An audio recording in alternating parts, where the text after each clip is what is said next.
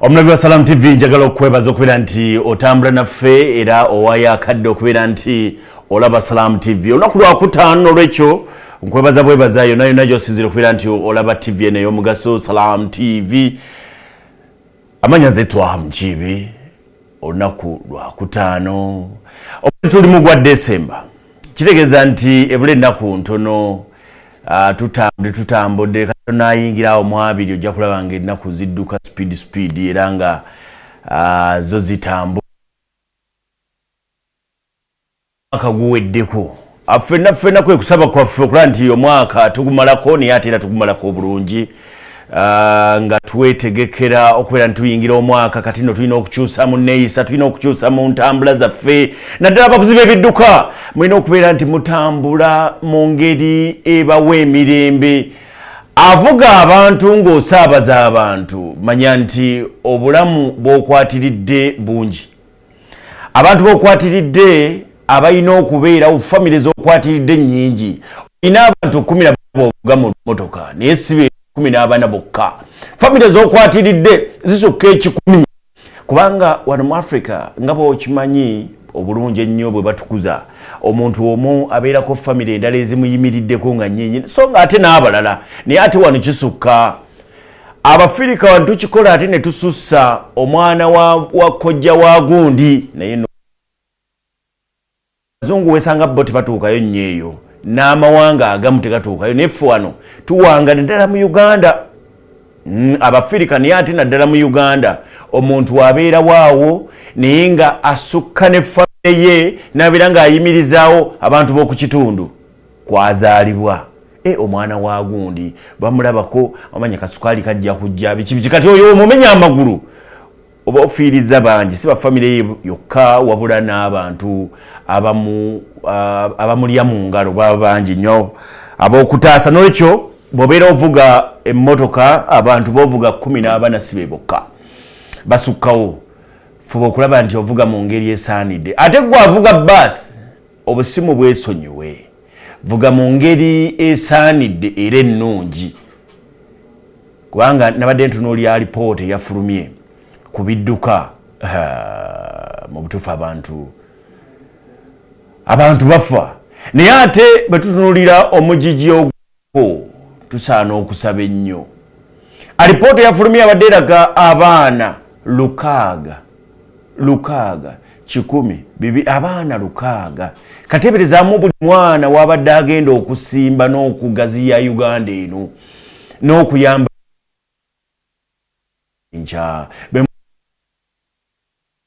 abaana 600 be bafiiridde mu bubenje wano mu Uganda omwaka oguwedde. Nja nsooka otutte alipoota eno nga twogera ku biki ebireeta obubenje, simanyi biki, enguudo empya Twaha Mukiibi, enguudo enfunda Twaha Mukiibi ayogerako. Abayizi mmanyi nti obubenje bwe Uganda ekibuleeta si kuvugisa kimama. Kubanga ekimama singa nali mmanyi Oluganda obulungi nandinga nti okola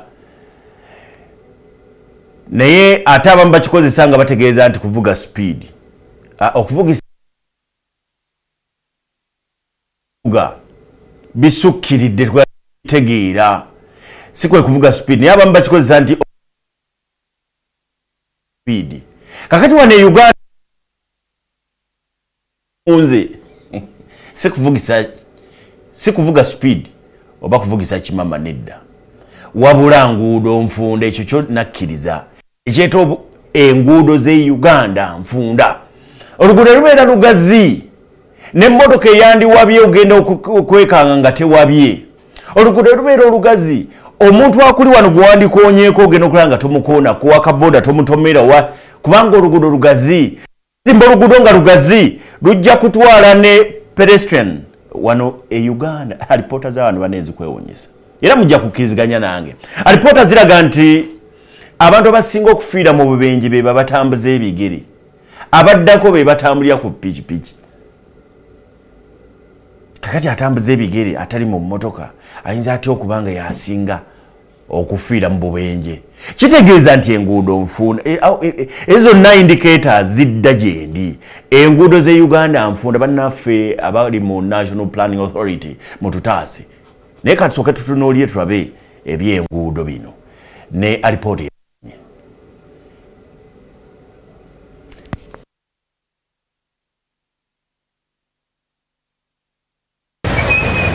Obubenje ku nguudo bwongedde okwewanisa bannayuganda emitima nga buli mwaka butugumbula abawera.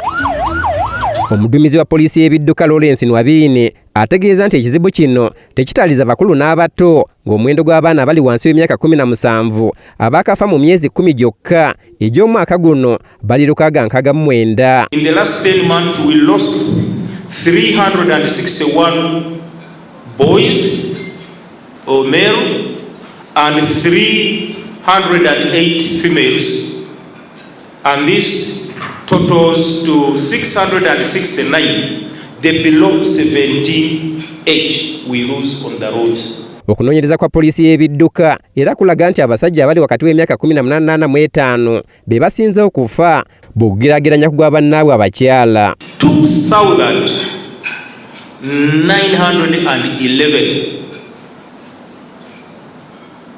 among these 2,911, we have 1,822 males and 420 females.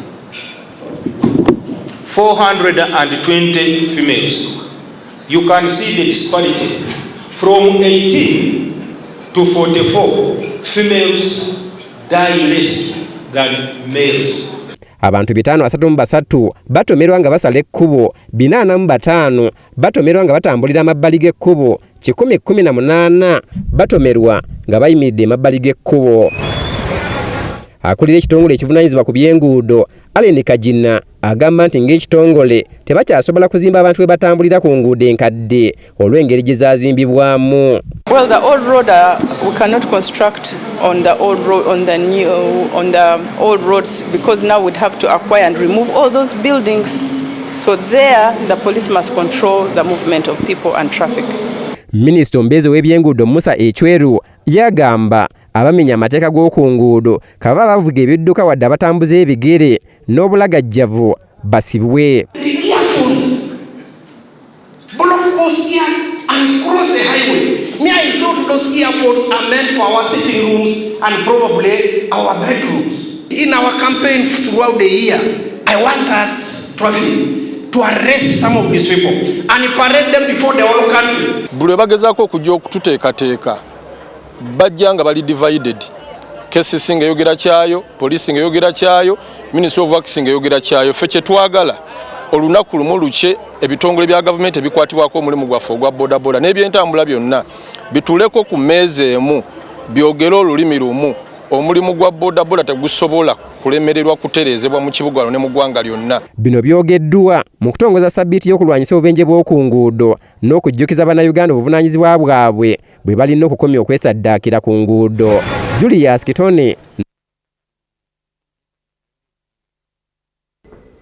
Chebayita ebidduka buli lw'okituulamu olina okubeera nti weegendereza n'okutaasa abantu baffe okubeera nti tebafiiramu kubanga gwe wekka avuga si eggwafa n'abalala bafa n'abatudde emabega eri abali mu mboozi yaabwe weewuunye nabo bafa kasita omuntu ayingira mu kidduka ekyo obulamu bwe bonna bonna bubeera ku ggwe avuga nolwekyo omulango ogusinga ng'okubira eri abo abavuga ebidduka naye ate bwe twogera ku bidduka tetwogera ku motoka zokka.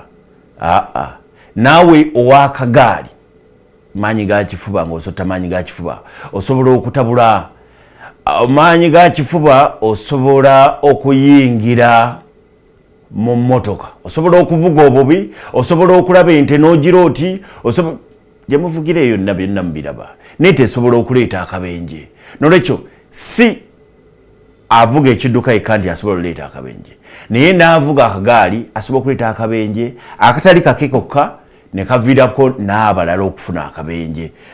Nolwekyo bw'obeera nga otambuza ekidduka kyonna olina okubeera ng'oli mwegendereza nnyo.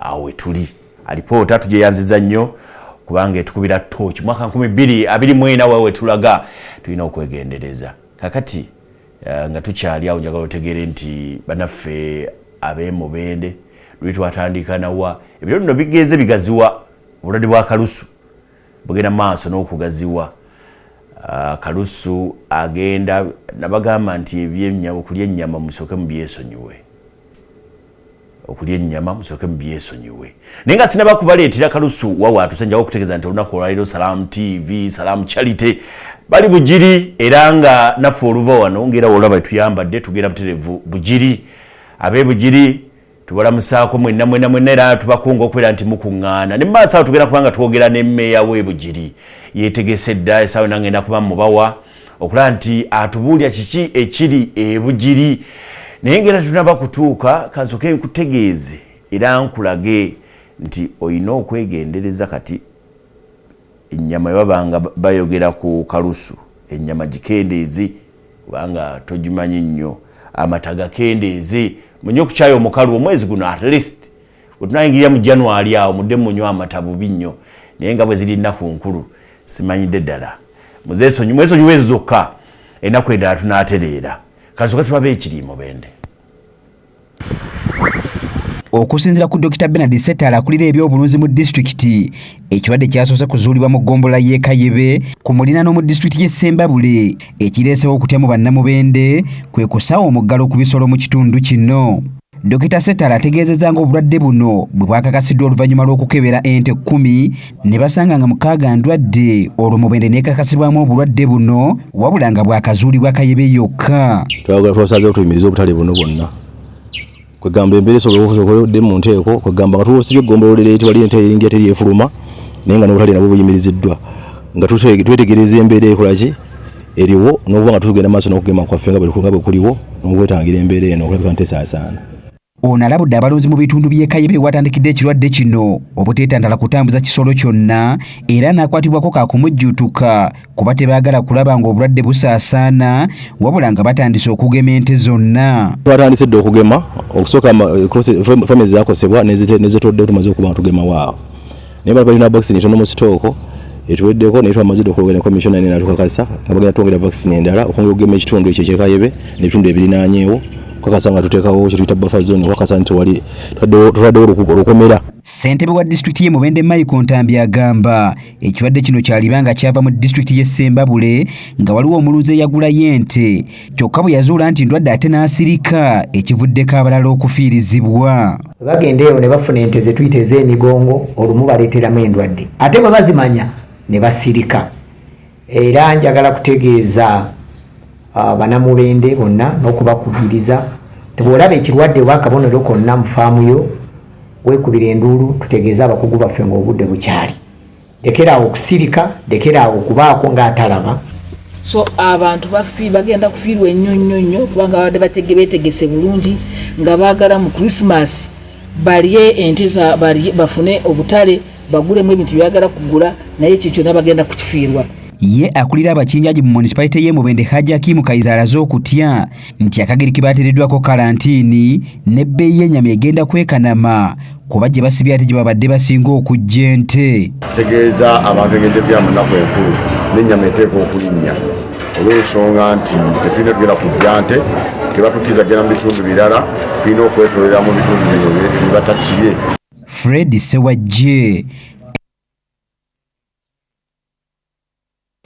Kati bw'otunuulira Uganda eyimiriddewo ku bulunzi na bulimi kitegeeza nti ente ziri buli wamu byakwegendereza aga nti bw'ogula ente awamu mu kifo ekimu olina okwegendereza okulaba nti ezze engeri ki okuyingira mu nte endala bw'obeera nga ogibuusabuusa embeera sooka ogiteeke wabbali sooka oyite omusawo ekyo no kiyamba kati baga nti ente erabika yaleetebwemu netuuka mu kitundu ate yagireeta n'atafaayo okuba alina amannya gakozesezza ente z'omugongo bazeziteezo naye abalunzi muteeka okuba nga mubitegeera nolwekyo ekyo ekiriwo kati mu Uganda olwaleero ate nga ente kasitebeera nti efunye obulwadde obwo zirina kusooka kuwona nakujjanjabibwa okubeera nti tusobola okugenda mu maaso era nga bagambye nti waliwo okufiira kwani waliwo abantu abamu nga ogwe mulimu gwokka talina mulimu mulala jakutegeeza nti essaawa natuweegatako naffe abali e Bugiri okubatuusaako meeya w'e Bugiri n'ebintu bwe bitambula ku sayidi eyo batubuulire kubanga olwaliro Salaam TV eri Bugiri gyegenda okubeera nti batuusaako olwaliro Salaam TV Salaam Charity kubanga Salaam Community Baraza ababuulira bonna bamaseeka bali Bugiri mu campaign era bitegera bulungi Salaam Community Baraza etambudde Uganda yonna ezze etambula mu bitundu by'eggwanga ebitali bimu wajja etanatuuka mu Western Region yaliyo mu Eastern ebadde emirundi mingi nakati era yeyongeza naye wakati mu project ezigenda maaso kuli n'omuzikiti ogw'ennakaloko ogukyagenda maaso n'okuzimbibwa kati Salaam TV Salaam Charity mu nkola ene eya Salaam Community Baraza ezigenda maaso era banonyezaamu ssente okulaba nti omuzikiti ogw'ennakaloke guzimbe omuzikiti ogwo nagamba gyevuleko emabega nti omuzikiti guno gwatandikibwa bali abasajja abaali embaali eryo waliwo Nasa King yagutandika n'amala n'afa n'ava mulamu bwense naye yali musajja mu wasajja w'amaanyi nnyo yakola bingi nnyo era nga mu bye yakola yakwatagananga nnyo ne Salaam Charity wa yali eraga n'ekiraga nti akatusigale nga tutambula n'abantu baffe bano okwongerako n'okuzimba kakati ate ne wasigalawo Hassan Waswa Galiwango ambassador yali ambassador w'e Kenya ate naye n'afa kakati ekyo ekintu Salaam TV Salaam Charity n'ekyetikka kakati atujja kunoonya ssente tulabe omuzikiti ogwo nga guggwa kati bali ku floor yakubiri gugenda mu maaso baguzimba bazimba speed etambula niyo omuzikiti batandika munene muzibu guli mbuwumbi bwa ssente n'olwekyo bakyanoonya ssente era community baraza zino gye zitambulira era ebeerayo n'okusonda akasente basobole okukola nti omuzikiti ogwo ogw'ennakaloke mu Mbaale nakaloke twogera nakaloke tuba tutegeeza Mbaale obeera ng'ayita mu Mbaale City weyongera yawo katono nnyo era omuzikiti w'ogusanga n'olwekyo olunaku olwaliro bali Bugiri banaffe aba Salaam Community Baraza era tusaba buli muntu yenna ebitundu ebyo okwetoololaawo okubeera nti mukuŋŋaaniraawo leero weegalira okubeera nti tusaale nange oluva wano nga tulinnya nga tweyunga ku bannaffe abasooseeyo ddala be twagala okubeera nti twogerezeganya nabo batubuulire kiki kye balaba kiki ekigenda mu maaso mu bitundu ebyo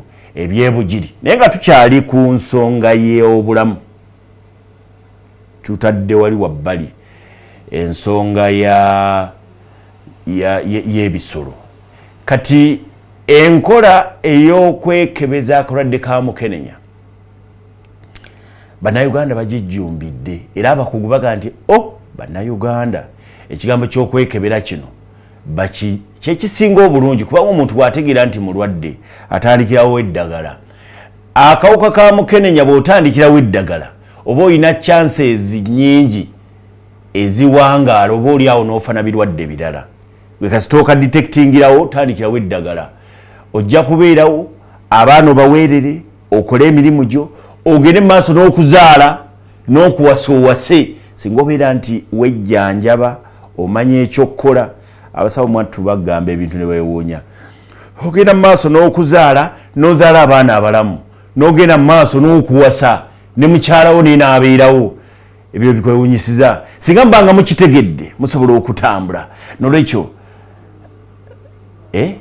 ngambe nti n'okuwasa n'ozaala oyinza obutawasa naye okyasobola okugenda mu maaso n'okuzaala abaana ne babeerawo nga balamu n'olwekyo enkola eno ey'okwekebeza abantu bagijjumbidde nnyo ate nabo n'obwobutabala kgenda mu ddwaliro naye neweefumita neweekebera enkola eyo naye weeri mugyegendereze musobole okubeera nti mugikozesa eba nnyangu nnyo eba nnungi n'otegeera obulamu bwo n'otatawaanya bantu bo omusujja gukulumye obulwadde bukulumye ne gwe kennyini nga tonaba nakutegeera ki kikuluma at least sooka oggyeko sirimu kinnuma ki ekya sirimu okiggyeko gaye nti HIV taliiko kakati katunoonye ku birwadde ebirala so si kusooka kulwala n'olwala bamala kutwala mu ddwaliro ne baleka bakizuula nti munnaffe ate weetaaga n'obujjanjabi. Kati obujjanjabi buno gy'okoma okubutandika amangu abasawo era nga bwe batugamba n'obuwangaazi bwe buli. Kati soka tutunuulire era ebikwatagana ku kwekebera kuno. Ennyonta y'okwekebeza akawuka akaleeta mukenenya buli lukya yeeyongera mu nsi ez'enjawulo nga ne Uganda mw'ogitwalidde. Okusinziira ku Dr. Joseph Matovu, omunoonyereza ku ssettendekero Makerere, abantu bangi bongedde okweyunira enkola ey'okwekebera akawuka ka mukenenya ssekinnoomu emanyiddwa nga HIV self-testing, era mu mwaka gwa 2020 okutuuka mu 2022 minisitule y'ebyobulamu yagaba ebikozesebwa kakadde kamu emitwalo 2 mu bitundu by'eggwanga eby'enjawulo. Pulogulaamu eno ebadde egenda mu maaso mu ggwanga lino okuva mu mwaka 2018 naye tubadde tetunabakolawo okwetegereza kulaba baani abatuukiddwako, kits ziri luddawa, bazikozesa bwe bazitwala ewaka ewaabwe, ebintu bwe bityo. Wadde nga bangi bajjumbidde enkola eno, ate batono nnyo abadda mu malwaliro okutegeeza abakugu bye baba bafunye mu kwekebera, era n'abazuula nti balina akawuka ate basalawo okufa kiseeri n'okwongera okusaasaanya obulwadde. Baali 1929 abazitwala ne bazikozesa, naye bwe twabuuza ne batugamba natwala n'enkozesa kitundu 96 ku buli 100 kwabo be twabuuza ebibuuzo.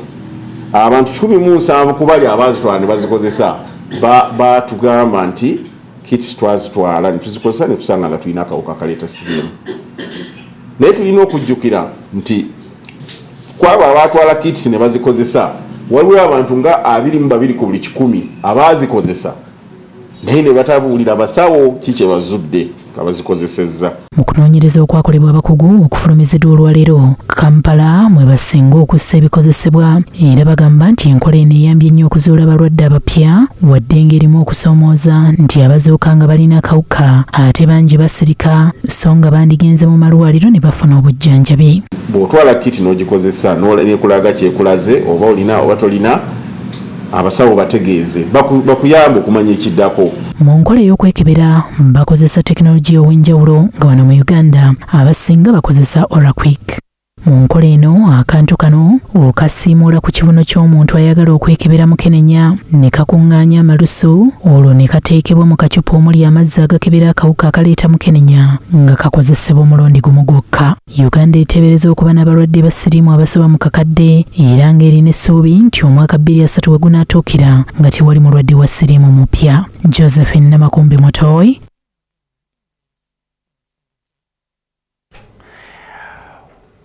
Ndowooze ebintu obirabye kibayita okwekebera.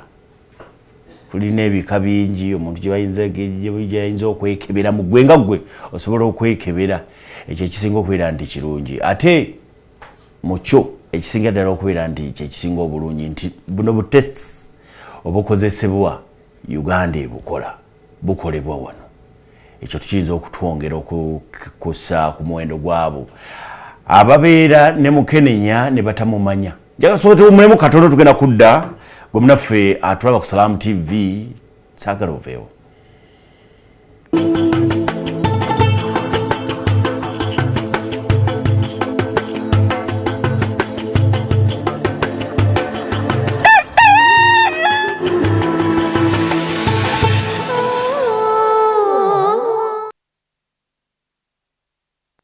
Join us this Christmas as we bring smiles to Chaka 2 refugees. Pan-African Pyramid is collecting relief items like clothes, foodstuff, Medicare, scholastic materials, sports equipment, and many others to be delivered to Chaka 2 Refugee Settlement Camp on the 19th December 2023. You too can join this noble cause now through donations and partnerships. For pickups, call us on 0783 611 516 and 0702 58 4274. Our chief guest is the United Nations Peace Mission Ambassador Paul Flying from Bulgaria. Powered by NBS Television, Fairway Hotel, Glow Foundation, Satellite Hotel Chisasi, The Spy Uganda, Detective UG. Africa, don't agonize, organize.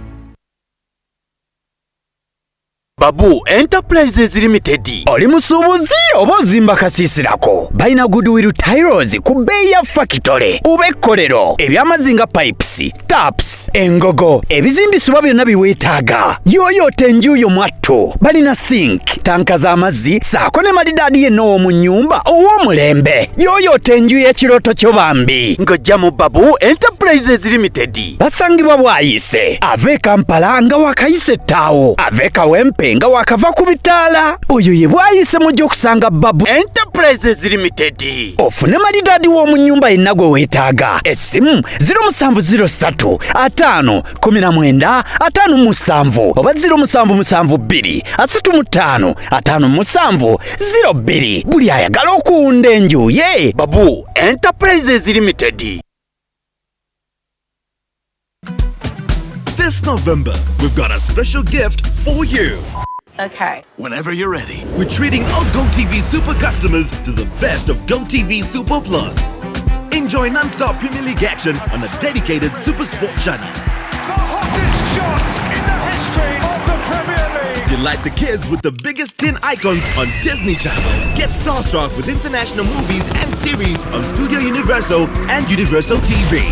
Damn. And sample the best local shows on Africa Magic Showcase. So get ready to level up your entertainment with over 70 mind-blown channels as we give you the go from Super to Super Plus all November long.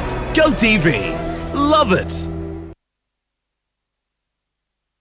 Malaria has long cast a shadow over our land.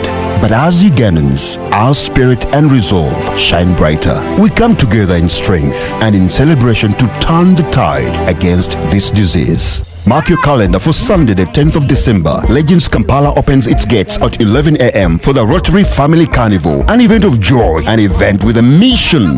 Get set sounds for Abeka Band and electrifying live performances from Cindy and Azawi. Groove to the finest DJs. Fun and games await for all ages, and with a single ticket at 50,000 shillings only. You are joining the fight for a malaria-free Uganda. Tickets are ready for you on Tubayo and Quicket. Don't miss out. Brought to you by Malaria Free Uganda, Rotary and Partners. Oina situka chiwalata enviri zikusiiwa zisiiwuka zikaluba oba ziganya okula omwami oyagala kukuza kirevu JL Hair Oil wali okutereza embeera ku mitwalo 2 gyokka. JL Hair Oil akola ku bato n'abakulu ate ng'akoleddwa mu butondo bwaffe obwa wano. Amwetaaze musane ku Baron Pharmacy Ekireka ku Kamuli Road oba kuba ate nga basobola n'okumukutuusaako wonna w'oli. JL Hair Oil kyekyokuddibwamu kyo.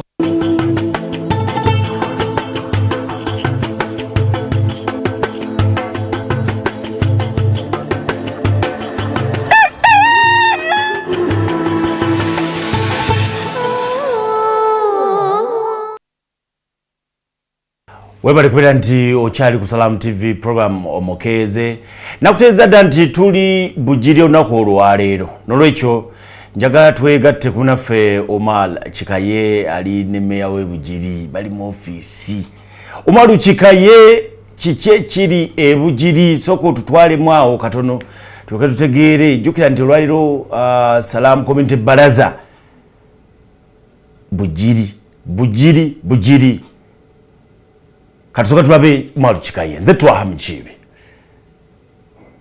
kusinziira ate mu studios akaseera kano kennyini tuli Bugiri era we tuli olunaku olwaleero ensonga nyingi nnyo ezigenda okuba nga ate zikwasaganyiza wano e Bugiri. Salam TV ne banywanyi bayo aba URA we bali bagenda kuba tugenda mu Salam Community Baraza era we tumaliriza programu eno ate Salam Community Baraza yegenda okuba nga eddako. Tewerabira nti olina beera steady obeere beta. Twa mkibi kyenasanze e Bugiri abantu bangi nnyo balaba Salam TV ekyo kimu. Ekyokubiri abantu bakozi nnyo baagala okukola era olunaku olwaleero engeri gye ndi ne meya tugenda kuba twogeramu naye tumanye biki naddala emirimu engeri gye gitambula wano e Bugiri, embeera abantu basanga okusoomoozebwa okw'enjawulo n'ebintu ebirala eby'enjawulo. Meya waali agenda kuba atuddamu erinnya nze Umar Chikaye mukirize omulabi wa program Omukeeze amachago olunaku olwaleero tusinzidde Bugiri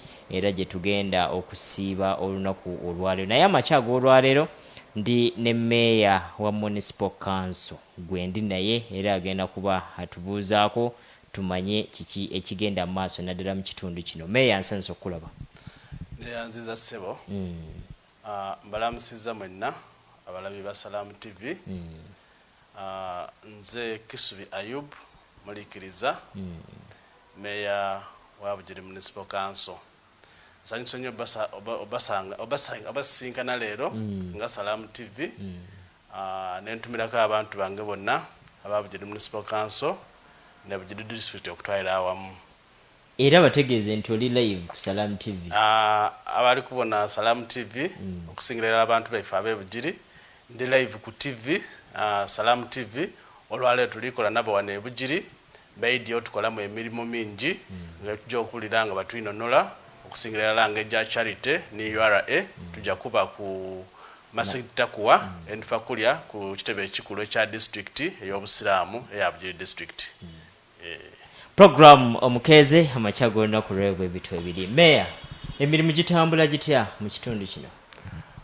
Neyanziza fe nga Bugiri Municipal Council. Municipal Council yatandika mwaka gwa 2016 wetwafuna status ya municipality era awo wonna tubadde tutambuza emirimu gyaffe nga nze ndi meya wa kusatu batwalina interim meya bali bamuyita mukulu Baliraine Saulo ne tufanira ne meya yasooka gwe twalonda bali bamuyita mukulu Bumali Ruba era kati nze ni meya wa kusatu bwe twogera kati. Bannange bonna bazze bakola emirimu era twasanga nga batabakolako emirimu gyetaagisa. Nange when I assumed office when atandikira nasanga bakoze ku bakolako nange nentandikira awo mwaka gwa 2021 mwezi gwali gwa mukaaga. That's when we assumed office. Omaze mbanga ki? Na kamala mukati ngenda kuoza myaka pezeze myaka 3 mu office. Gitambudde gitya? Emirimu gyaffe gitambula bulungi lwakuba tufuna sente okuva mu central government ne tukuzikozesa tuziplaningira ne council yange ne ba technical ne tuziplaningira n'okusinzira bwezibazize ne tuzalocatinga mu departments okusingira ddala abantu kibasinga okulaba mu Bugiri municipality mirimu gikwatagana n'amakubo oba enguudo okuyongerezaako n'amasomero ezo sente zisingira ddala okuva mu central government. Then tufuna sente okuva mu local raised revenue abantu baffe tubakubiriza ne basula omusolo okusobola okutambuza emirimu gyaffe wano e Bugiri municipality. Yes, turn up oba ensasula tebadde ennungi nnyo eya local revenue naye bagezezaako okusasula ekibalina lwakuba fena tumanyi nti bwe twava mu COVID buli business yonna yeesibamu, so tugendayo mpolampola ne basobola otuwa akatundu kabadde banako ne tukosobola okukakozesa mu emirimu gyaffe municipality. N'esente ziva mu central government ze twali tufuna nga COVID tanajja size tufuna. Mufuna mmeka mu kusooka as I said nti municipality empya naye mu kusooka kasinga amakubo sente zikola ku makubo twali tufuna miliyoni 4.5 naye kati tufuna miliyoni 2.5 bwetyo kyava kucho kwesala.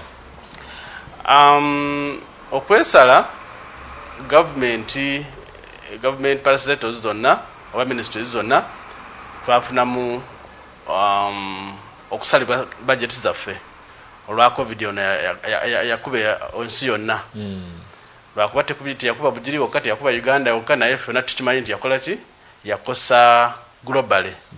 So buli wamu ensi zonna zaafukamira including Uganda nayo yafukamira wansira ne parliament buli department yonna basala budget yayo. So naffe nga Bugiri municipality nekikwatirayo budget yaffe ne bakola ki ne bagisala naye era government egezezaako okulaba nti eyongeramu okutuweereza kasente era bwe twogera wano government egenda tuwa ebiliyoni y'essente okulaba nti leeza amakubo gaffe era biliyoni eyo bagenda gisindika mu quarter, first quarter, second quarter up to the last quarter, fourth quarter, nga buli quarter bagenda tuwaako emiliyoni 25. kati ngaffe aba Bugiri municipality otwogera wano bakatuweerezaako essente za quarter 2 ezigenda okukola ku nguudo era sente ezo kati tulina emiliyoni 5 on our account. Twali tugenda tandika ozikozesa mu kwota eno naye ne tufunamu communication okuva wa minister owa works yatu advising nti season gye tulimu ya nkuba ate enkuba etonye buli wamu ensi yonna n'atugamba nti twayise nadde entambulako mu kibuga enguudo zo zayonooneka. Enguudo zayonooneka naye tulina sente tugenda tereza enguudo zaffe. N'atugamba nti tulinde muko enkuba emala okendera muko tulyoke tutandika okukola amakubo gaffe kuba ojja kukola leero ekkubo naye the following day enkuba etonye nnyingi ejje esweeping ekyokoze kyonna obeere nga tolina sobola kutegeera nti yonna kyokozeewo. Jjukira Bugiri municipality tuli mu vale saidi eno kasozi saidi eri kasozi kale enkuba yetonya yonna yonna eggwera mu town. Tugezaako okutereza drainage system yaffe naye era tukyali bubi, so that's why naffe twakkiriza following advice ya minister tugamba nti katulinde enkuba emala okenderamu tutandika okukola ki tutandika okukola ku makubo gaffe. As per now sente ze tulina tusuubira nti mu January enkuba enaaba ekendedde tujja kufuna ebyuma ebikola amakubo gaffe tugatereze. Okugakola otegeeza ki kolansi oba kugalimamu bulimi? Tulina sente za mirundi ebiri. Tulina Uganda Road Fund ne tubeera ne Uganda Rehabilitation Grant oba Road Rehabilitation Grant ye biliyoni esente gyenjogeddeko eyo. Kati biliyoni eno tugenda kola kubo lya kolansi. Jjukira biliyoni emu tesobola kukola makubo mangi naye tujja kukola ku section eyo gyetutabasobola okukolako mu kaseera ako tusobole okututenkanya n'ezo sente eziriwo. Then eza Uganda Road Fund ezibadde zijja buli mwaka ezo tugenda zikozesa kuddaabiriza makubo gano ag'omu byalo si byalo passe but ag'ettaka agaliwo nga naye ga kolansi. Obunene bwa municipality eno bwenkana butya? Obunene bwa municipality eno I should say nti you stretch a kilometer. If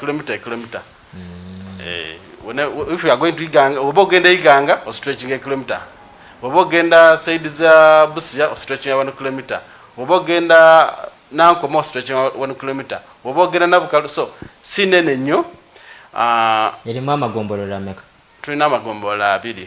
Tulina Eastern Division ne Western Division.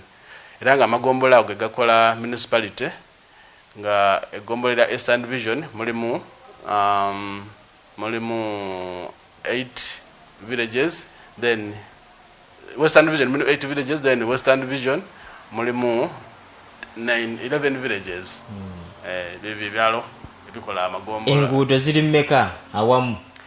Enguudo nyingi sobola ku estimating nti kuba jjukira mukolako ezimu ne zisigalawo nga temunazo openinga naye nga mwamala zidde marketinga naye nga zo nyingi. Challenge tulina nti nga Bugiri municipality by the time municipality zonna ne districts zafunira ebyuma ebikola amakubo twali tunattaininga status ya municipality era ffe Bugiri tebatuconsideringa era tetulina byuma bikola makubo naye kati ebyuma bikola amakubo mu Bugiri singa tuba tufunye ebyuma ebikola amakubo ne size yaffe ya municipality twandibali tukolera ddala omulimu gw'amaanyi nnyo.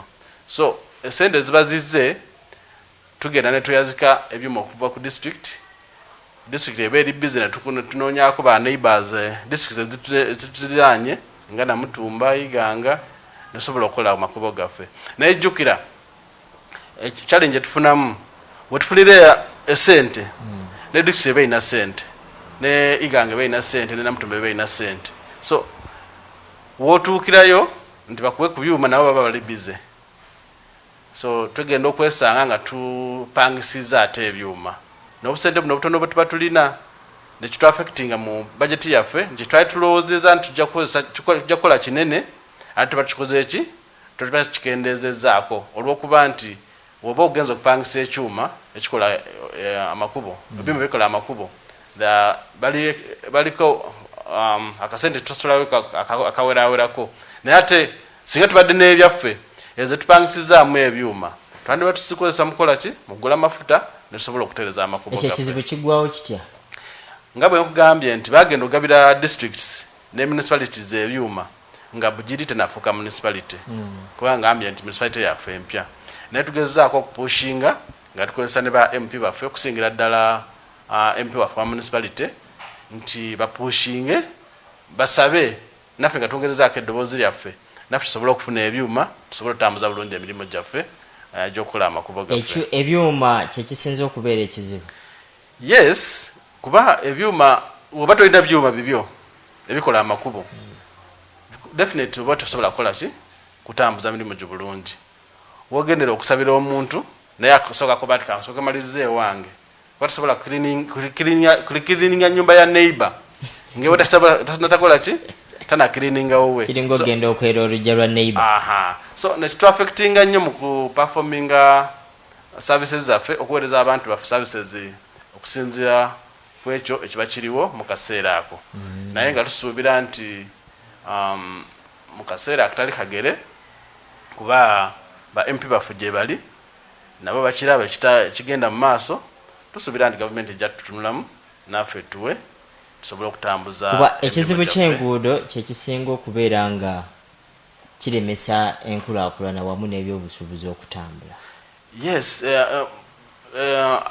enguudo bw'oba otunula byankulaakulana nabyabusuubuzi ye point esookerwako kuba oba onootambuza ebyamaguzi olina kuyita ku luguudo tosobola kufuna sente nga totunze byamaguzi byo byokola ki byolina mu nyumba yo oba mu sitowa yo so as enguudo ye factor esooka era kyoba olaba ne central government budget gye balocatinga ku nguudo ebeerako nnene okusinga other departments zonna kuba n'omuntu yenna olina kuyita walungi osobole okutuuka mu ddwaliro omwana alina kuyita walungi asobole okutuuka ku ssomero so every development erina okukola ki erina okutambulira wamu n'ebyenguudo kati twogere ku nsonga y'amasannyalaze wenna tuuse mu kibuga amasannyalaze matonotono kiki amasannyalaze ensonga y'amasannyalaze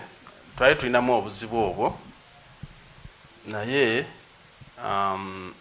our government as a municipality ne other stakeholders abakola municipality twatambula ne tugenda mu meme eiganga ne twogera nabo twali tufuna breakdown oba road shedding almost every day ne tubagamba naye bannaye abantu b'e Bugiri business zaabwe zifa lwakuba tetulina masannyalaze almost every day omuntu aba ataddeko fridge ye ne muzaako amasannyalaze ate ne mugajjako at the end of the day fridge neekuba jjukira abantu bonna abasinga tudipendinga ku masannyalaze ababa ab'ebyuma bya kasooli ababyuma b'omuceere kuba bwenaffe Bugiri basically tuli balimi so oba tolina masannyalaze kitegeeza nti ogenda ku affectinga the entire business sector so twagenda mu meme ne twogera nabo at least ekyamasannyalaze kyo bakitereezaamuko kyalongookamuko though gakyali matono but I think that eyo nsonga ndowooza eri cutting across si ya Bugiri yokka naye nga wetwogeera wano kuba ne manager wetuba tufunye road shedding n'omukubira essimu responding immediately nze nga meya w'e Bugiri yampa hotline ye bwe tufuna challenge ekwatagana n'amasannyalaze mukubira essimu limu n'akwata RDC mukubira essimu limu n'akwata everybody abakulembeze fenna tukuba amasimu n'akwatira na responding rawo kyengendo kisobola okwongereza ku ekyo nti twalisabye era batwongereko okutambuliza amasanyalaze mu town eno kuba waliwo some areas abantu baffe gye basula naye nga amasanyalaze tegaliiwo. Yes, amasanyalaze temuli.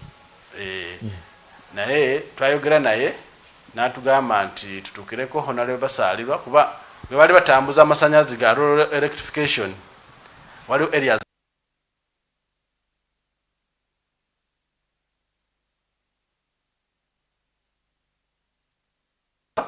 n'atuukirira director wa UME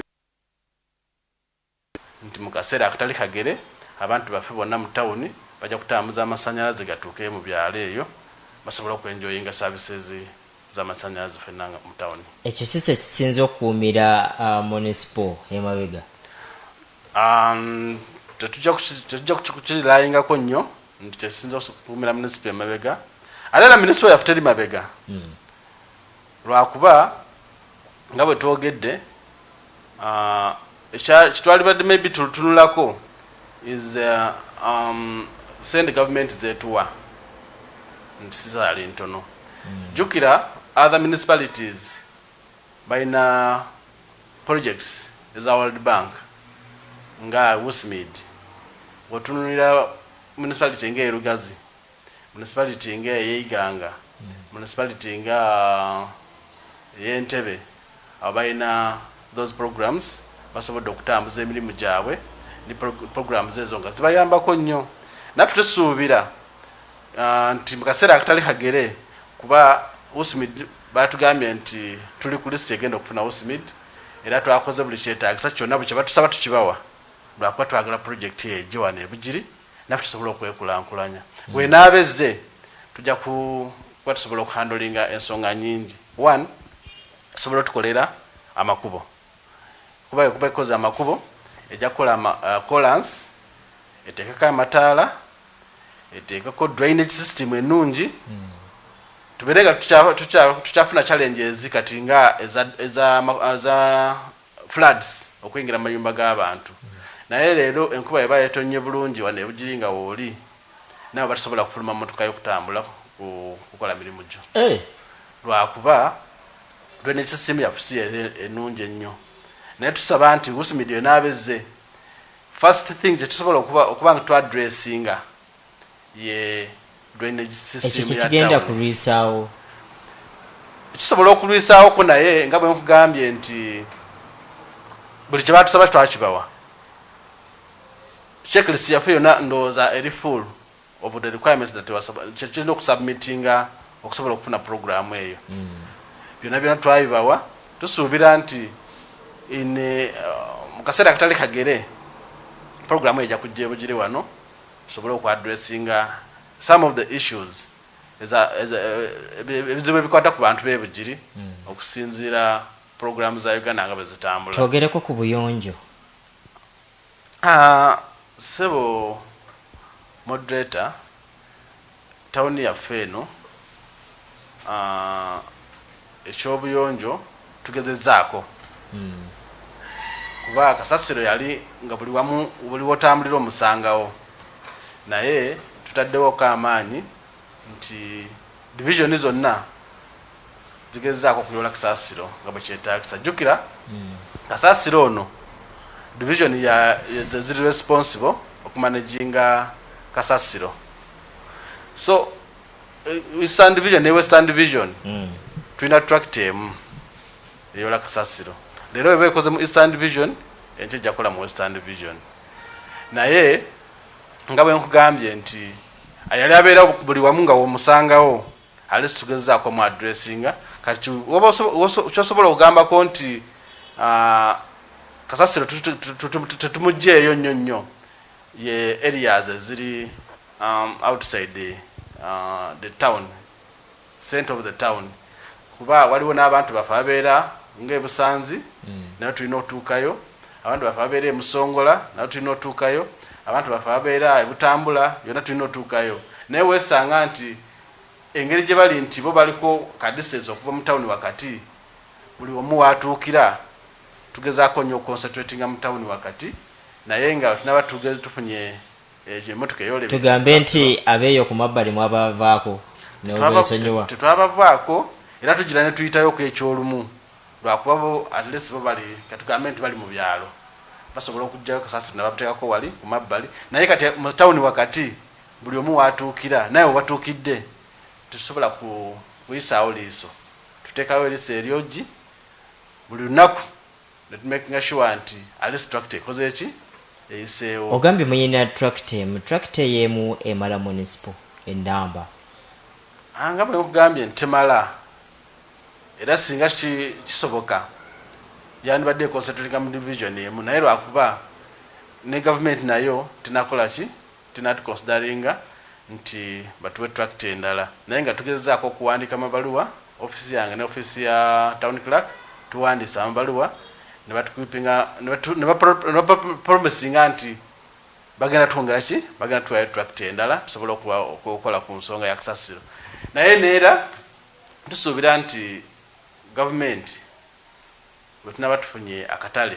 kuba n'ensonga y'akatale nayo eri mu pipeline lwe nasemba okugana ne minisita yagamba nti government erinze bulinzi ku approvinga ekyo ngenda kituukako katono tusooke tumalirize kino ekyakasasiro mukoze mutya okulaba nga mukwatagana ne bannakyewa olwo bannakyewa abeewaayo bo ne bakola kampani ezaabwe ziyoola kasasiro? kampani zetu twazikozesaako nga bayola kasasiro nejjukira abantu baffe tebasobola kuvaayo bagambe nti banakyewa baba bazze basobola okufunayo akasente akatono kebakola ki kabawaayo babagirewo kasasiro like any other town kati nga Iganga omuntu osasulira kasasiro omunakyewa najja namugjawo ng'ejjinja osasula esente nakyewa oyo omuntu nakyewa najja private company nejja nejjawo ki kasasiro nga kira municipality osasula esente motoka nejja nekola ki naye abantu baffe baba tebakibayinga bonna tawuni yonna erayinga ku municipality. Lwaki temubannyonnyola? Tugezezzaako naye tulina obuzibu bwe buti naye tukwatagane bwe tuti. Tugezezzaako naye tebanabbayinga that idea naye bwe tunaba tusize ekiseera nga idea bagibayinze of course tujja kukola ki naye nga twakibaguza nti tawuni zonna zimanaginga kasasiro waazo n'abantu baaza batula mu tawuni eyo kuba omuntu oba osasulira kasasirowo obeera responsible nti tojja kukkiriza akole ki abeere awo oba omusule wabweru olina emmotoka ngezze omutwaleyo naye tractor eyinza okuyita ku kkubo okwo omuntu n'alemererwa okugjayo kasasiro mu nnyumba ye n'amuteeka ku tractor naye n'amugja n'amusuula awo naye ng'ate singa abuze n'amuteeka ku tractor eba esobola okukola ki tubasobola okumanaginga kasasiro oyo tulema omuleka ku makubo gaffe kuba kasasiro oyo yandibanga y'ensibuko y'ebirwadde. Yes, era kasasiro aleeta obulwadde nga bw'ogambye. Kati abakulembeze ke kaseera ndowooza muveeyo ate mwongeremu amaanyi.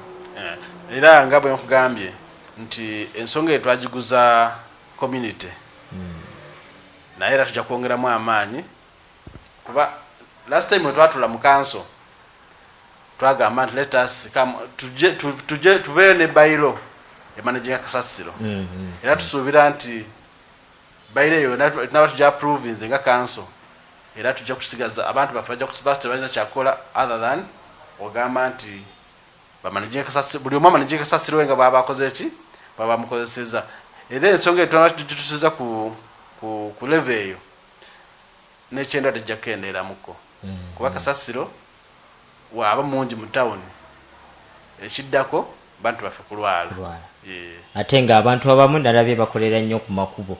Abantu bakolera nnyo ku makubo naye we twogera wano twafuna court ruling nti abantu bonna balekerawo okukolera ku makubo olwo nga mubategekeddewa naye tosobola kusengula muntu oyo nga tunamupulaningira wagenda okukola ki wagenda okukolera kitegeeza nti womujjawo temupulaningira wagenda kukolera oba omugoba mu kibuga ate ekibuga kikolebwa abantu baffe tubaagala mu kibuga yenkulankulana kitwogerako olwo enteekateeka yammwe eri etya? Tulinayo ekifo kyetupulaninga nti wetunaba tumaze okupulaningawo bona twagala tubajjewo tubateeke mu those central markets as a municipality tulina bus park yali bus park naye kati kakavuka katale kwa bus discharge mwakazimba tulina kazimba naye kali enclosed kuliko kiosk so munda abantu basobola okukolera mu bulungi nga tebateganyizibwa. Then tulina akatale kafake akenfa kulya abantu benfa kulya bona twagala bave mu mukolera ku makubo badde mu katale ako mukasera akatale kagere naye tumala batekera tetwagala baveyo nga tebalina bagenda kola ki ibagenda ebyo mubiteesetese mu bbanga ki tusuubira nti financial newe nagwerako abantu bafe bona tuna tumaze okukola ki obatekera then tubagambe nti bannaye okolera ku makubo tuveeko tugende ki mu butale butwateekateeka municipality bwateekateekera okukoleramu. Ebizibu ebisinga biva nnyo ku bukulembeze bw'obutale mweteeseteese mutya okulaba nga mweŋŋanga ekintu ekyo? Nga bw'ogambye nti obukulembeze bwonna President Museveni atuleetera eddembe ne democracy. Tunaba tumaze okutongoza obutale obwo tujja kufuna obukulembeze bwabo era abantu b'omu katale ako abanaabakoleramu bajja kwerondera abakulembeze baabwe. Gwoba olonza omukulembezeewo kitegeeza nti omulinamu obwesigwa nti agenda kusaavinga bulungi ate era obukulembeze bubeerako ekiseera sigamba nti mukulembeze agenda kufiira muki mu bukulembeze obwo. Omukulembeze waba performance bubi akaseera kakagere nga kaweddeyo bajja kulonda obukulembeze obulala obona serving obulungi oba bona abatambuza obulungi mu mulimu gyabwe bana bakola ki bona bakola gyakatale. Tubirabye nnyo nga obukulembeze obulondebwa mu butale ate abali waggulu waabo babukakkanya amaanyi bo ne batwala amaanyi gaabo. Ekyo ndowooza kibeerawo mu areas endala ate neera obukulembeze obwo mu katale obutebeerako obukulembeze bwa waggulu nga busobola okumonitaringa emirimu gye bakola kitegeeza nti wayinza okubeerayo emivuyo mu katale. So nze nga meya wa municipality n'okumakinga sure nti I monitor ngalo obuvunaanyizibwa nentunuulira nenteekawo erisa eryogi mwabo abantu bafe abakolera mu ki abakolera mu butale bwaffe bwakuba akatale kali under municipality kati nze nakola nti emirimu gyange nga simonitaringa akatale.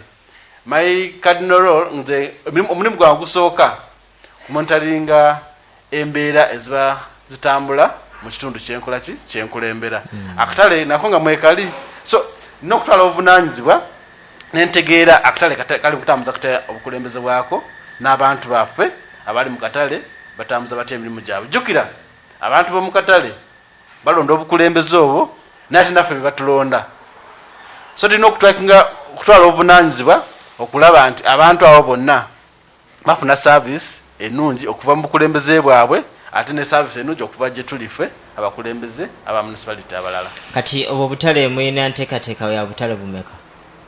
Buli obutale obumala definitely tebumala naye nga tulina obutale busatu.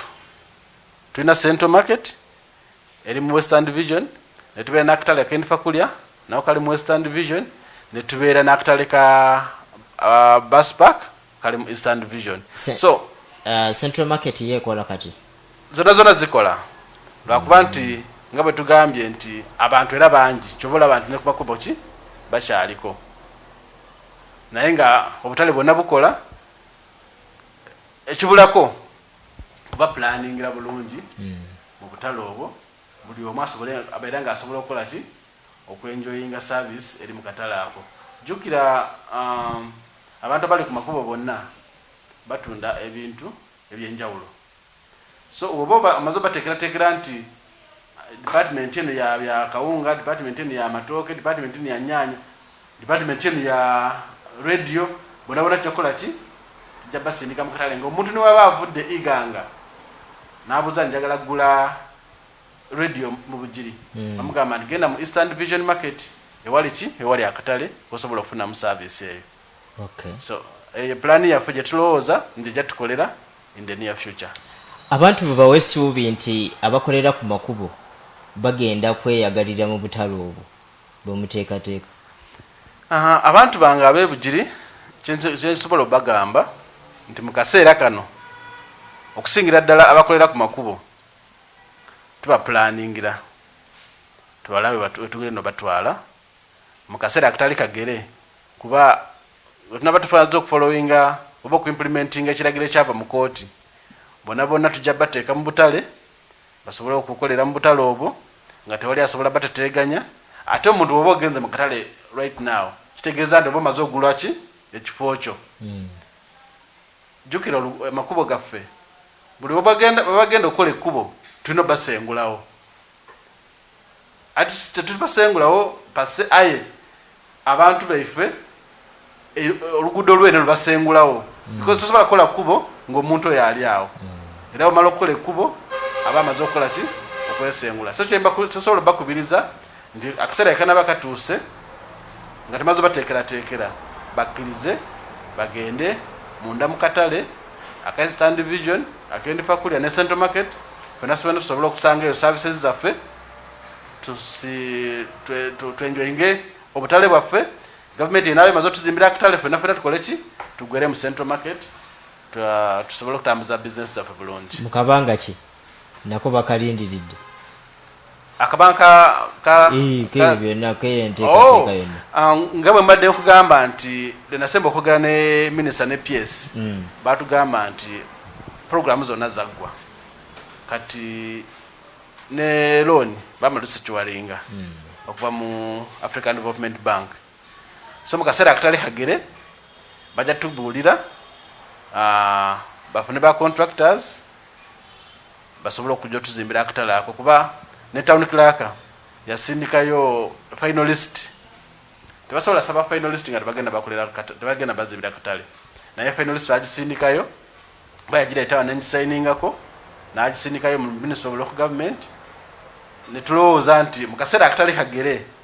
ndowooza financial yonna aba eweddeko bagenda tuwa sente tusobole okutambula plan zaggwadda zagwadda ne tuzapprovinga mu kanso nekola omulimu kanso ya kyenjayagalizaamu buli plan ebezze ng'ekwata ku municipality y'e Bugiri nti wali sente zakutuza kanso twekubiza netuza kanso so baatuleetera plan eyo tujja approvinge bagireeta leero speaker namobilizinga ba honorable councillors bonna enkya netuula netujja approvinga era ne bagizaayo Kampala so plan za katale zonna zaggwa ekisigalidde government tuwa sente kutandika mulimu ogwo ogw'okuzimba akatale nakufuna contractor.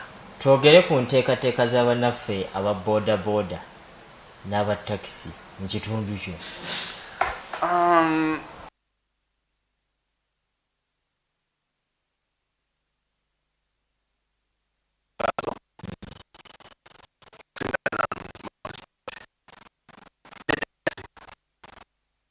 Sport sector yes balina obukulembeze bwabwe aba boda boda naye sati nabadde nabo babadde ne meeting nga meeting eyo twagiorganizinga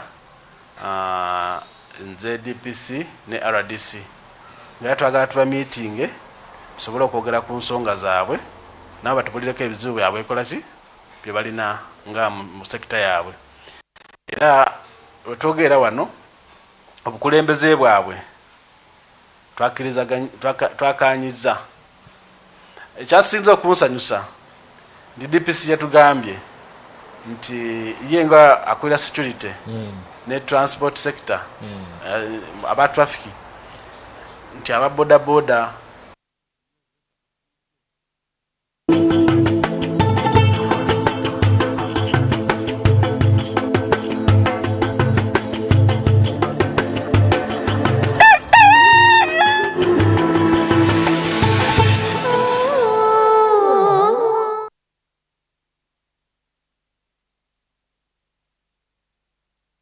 Explore, enjoy, and dance to the latest content, beats, and kawozi from Uganda and beyond. Simply go to your Play Store or App Store right now, find Afro Mobile, download it straight to your phone, and get started. Is it TV you want? Simply open the app, click on TV, select the channel you want, and watch live. Are you busy right now? Then check out On Demand or enjoy in your free time. Afro Mobile. The future is now.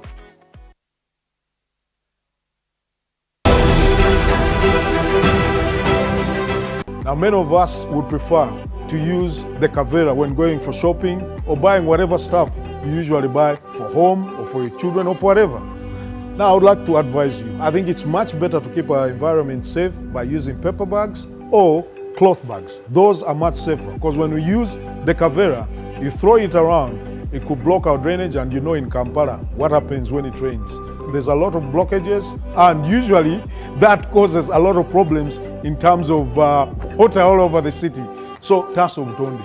This message is brought to you by National Environment Management Authority, Kampala Capital City Authority, Vivo Energy, Airco, Pepsi, Stanbic Bank, and NBS TV.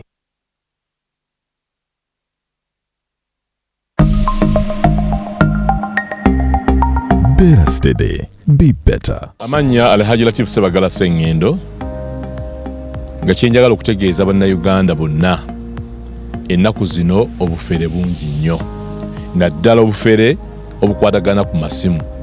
Abantu bangi babakubira amasimu namba tugenda gisalako era bwe tukola bwoti tugenda kusalako. Naye amakampuni g'amasimu gagezezzaako nnyo okutegeeza nti abo bonna bafere. N'ekyo kubira omulanga gwenna ampuliriza oba ndaba. Bw'osanga nga waliwo omuntu akubidde essimu, gezaako okulaba nti omuntu oyo omwewala, tomuwa nnamba yo, gezaako nnyo okulaba nti amasimu agakubirwa ge gavudde mu kampuni. Naye babirabo biva mu kampuni zino ez'enjawulo ez'amasimu. Abafere bangi bayitiddemu okufera abantu. So n'olwekyo munnayuganda yenna, beera steady, be better. You buy Uganda Communications Commission, Bank of Uganda, MTN Uganda, Stanbic Bank, Uganda Bankers Association, United Media, Equity, and MTN Momo. Meet Stone Atwine, the co-founder of Eversend, a startup that is building financial technology from Uganda to the world. From currency exchange to business banking, Stone and his team are doing it all. Stone embodies the grit and the commitment to take a startup from nothing to something. Stone, keep building. You are unstoppable. MTN, the Unstoppable Network, celebrates you. Download the Eversend app or visit eversend.com, and together, let's support Ugandans like Stone who are driving our country's unstoppable progress.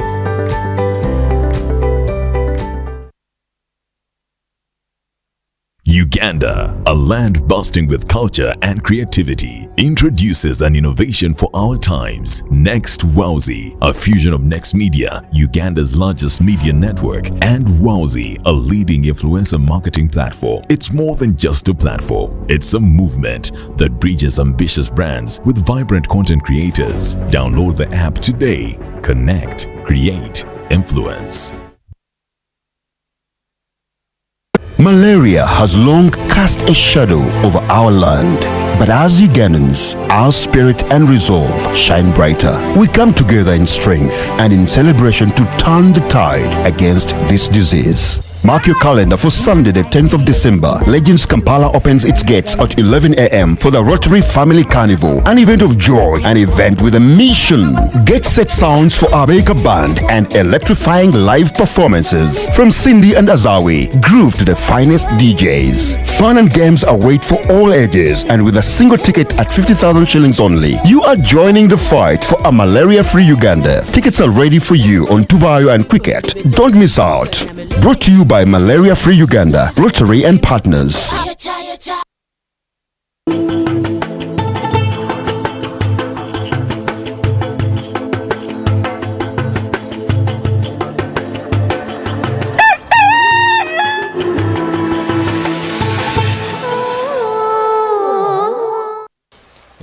Tubeere nga tugenda mu maaso. Ensonga nyingi nnyo ezigenda mu maaso, naye mukkirize njagala mbawummuzeemu katono nnyo, ate we tukomawo tugenda kuba tutandikira awo.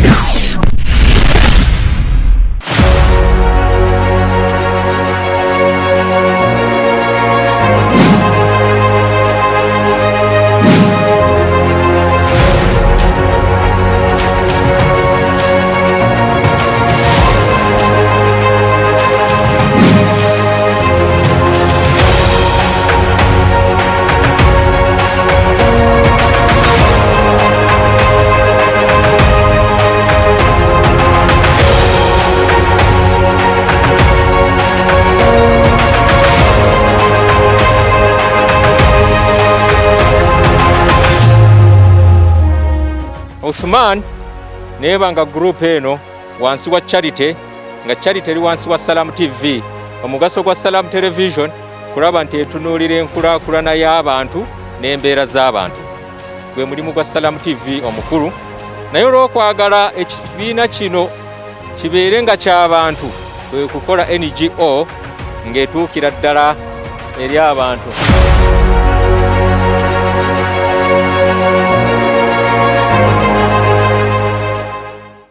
Olunaku lw'olwaleero twebaza Katonda asobozesezza Salam Charity ng'eyitira mu gurupu yaayo gye bayita Uthman Group gye nkulira ne bannange bano okubanga olwaleero twasazeewo ne tujja e Bugiri. We thank Salam Charity. First of all, they are our partners. We advertise with them so heavily. But then also when they come to us to partner with them to do such activities, we reach out to them, even during the hard times of COVID.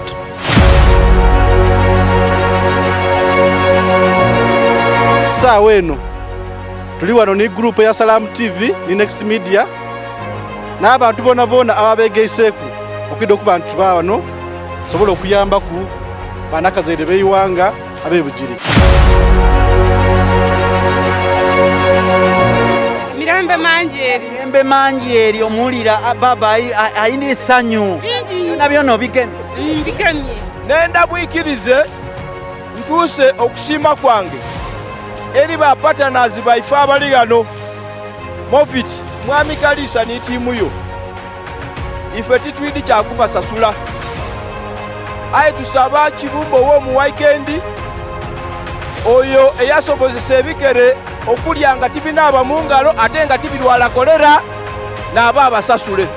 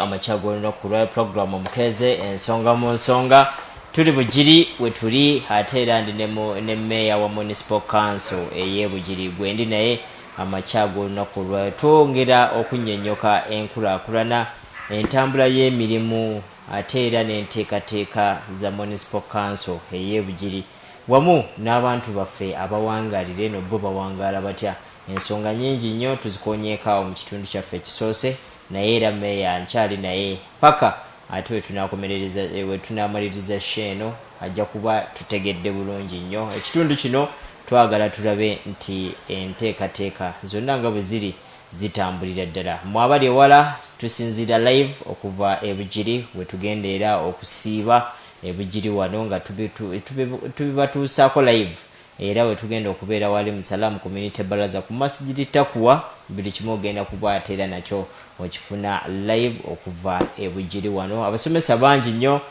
Imam Cheyune Sheikh Chiti Sheikh Mafu ate wamu ne bamaseeka baffe ab'e Bugiri nabo weebali ne bannaffe aba URA nabo bagenda kubaawo okulaba nga batusomesa ebyenfuna basomesa emisolo osasula otya omusolo otuuse okusasula omusolo oba tonnatuuka ebyo byonna gwe ali ku lutimbo lw'emirembe Salamu TV tosaanidde kubanga ate ovaawo era nga weesega kubanga bwe tuba tutuuse mu kitundu twagala tukuwe buli kimu naye nga buli kimu tukikuwa ku update yonna ebeera etuuseewo era kyova olaba tuli live era ssaawa zino ndi musanyufu nnyo nti ntudde ne meeya mu ofiisi ye mwentudde era mwetunywedde kacaayi olunaku olwaleero ag'amakya gano g'olaba ensonga zonna ziri mu ofiisi ya meeya wa municipal council gye tulimu okulaba nga enteekateeka zigenda mu maaso. Meeya nga tukomyewo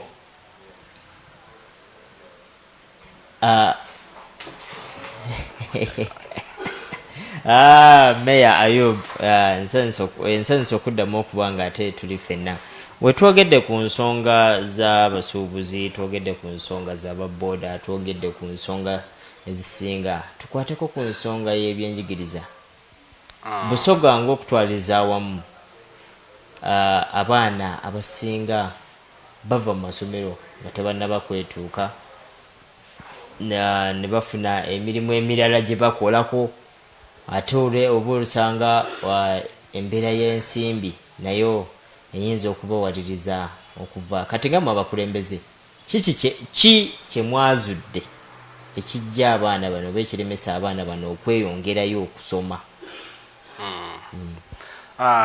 Sebo bwe twaviridde ku mpewo mbadde mbadde njagala okugusaawo before tugende ku issue endala nga tuba tukyali ku nsonga y'abataxi n'ababodaboda nti lwaki bakolera ku makubo.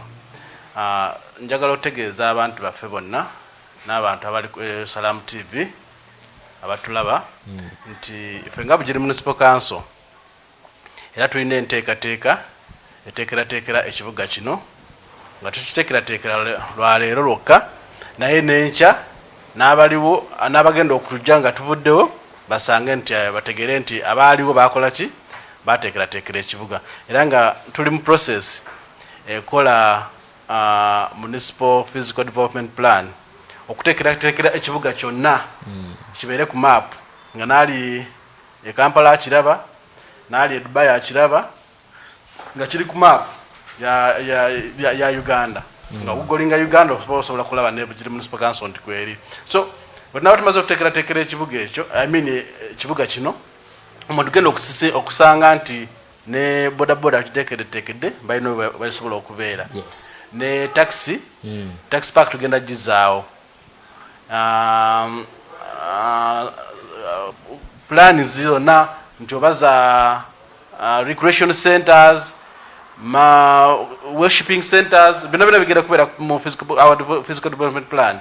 So njagala okutegeeza nti abantu baffe abakolera ku makubo aba taxi n'ababodaboda tebeeraliikira tunaba tumaliriza plan eno kuba twagitandikako era right now tugikola ndowooza omwaka ogujja kuba tosobola kikola lunaku lumu omwaka ogujja tujja gimaliriza abantu baffe basobole okukola ki okutegeera buli omu agenda okukolera. Kyekisi tugende ku nsonga y'ebyenjigiriza kyekisinze okulemesa abaana bano okusoma n'okweyongerayo? Sebo ensonga eyo abaana baffe aba Bugiri nja kwogera ku Bugiri kwasi nja kwogera Kamuli just kulembera abaana baffe ab'e Bugiri ndowooza ekisinza okuvaako ne bava mu masomero ndowooza nsonga ya ssente. Abazadde abamu aba tebalina ssente kuba gavumenti ya NRM ekoze omulimu gw'amaanyi nnyo etuyambye omwana wa primary asomera bwereere n'omwana wa secondary asomera bwereere naye ate waatuuka kugenda ku university oba mu college awo omuzadde alina okukola ki aba alina okweyiiya omwana asobole okukola ki ogenda ku ssomero. Bangi nnyo abaana badropins out nga bali mu primary. Ffe nga Bugiri Municipal Council sijja kiteekako ssira nnyo nti abaana bangi abadropins out of course gye bali kwera nafe tubalaba naye nga tawuni yaffe abazadde bagezaako okutwala abaana ku masomero ogamba nti abadropins out tebawera 10%.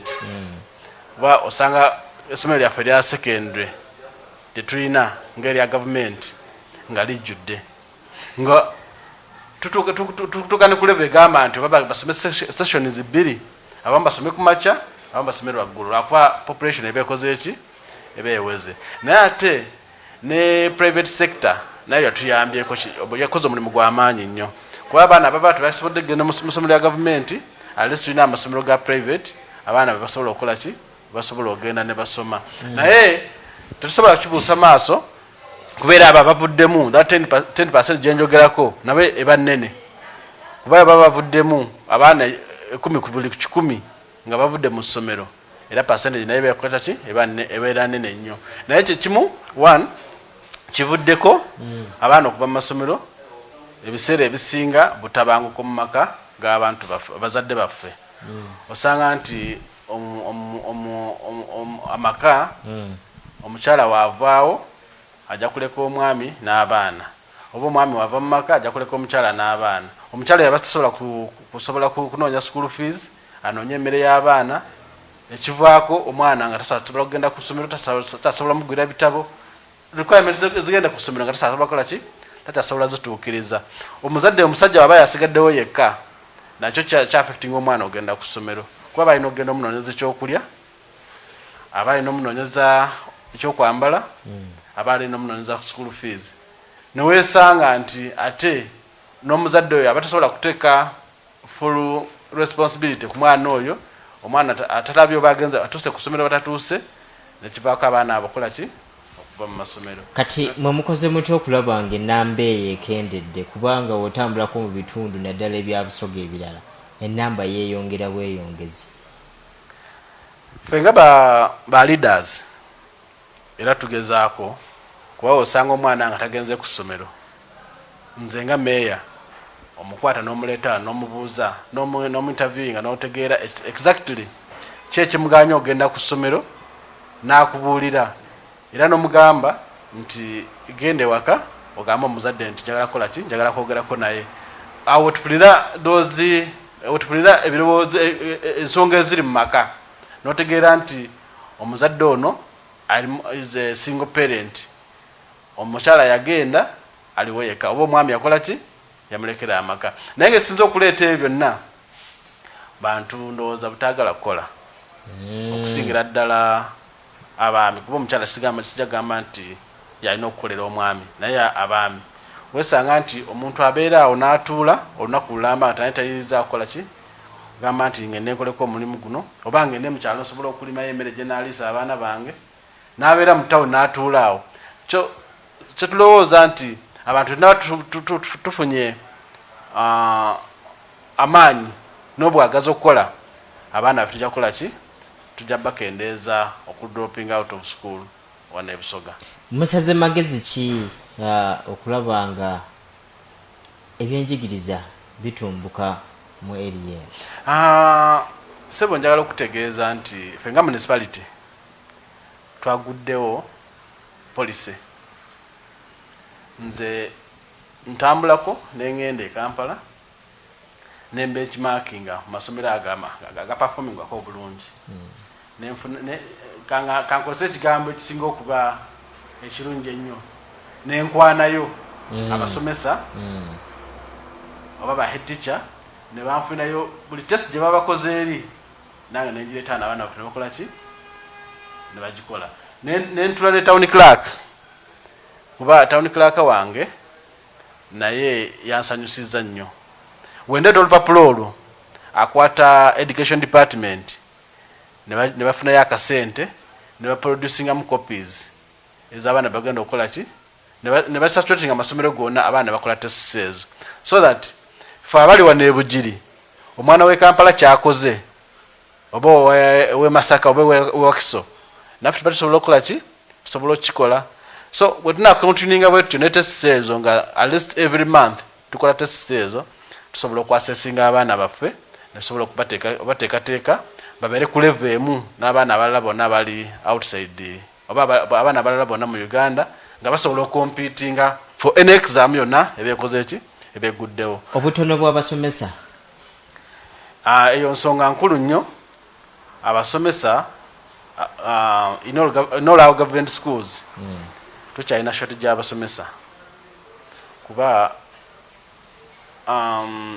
government yateekawo ban nti omwaka guno gwonna tewali kurutinga mukozi wa government mu local governments.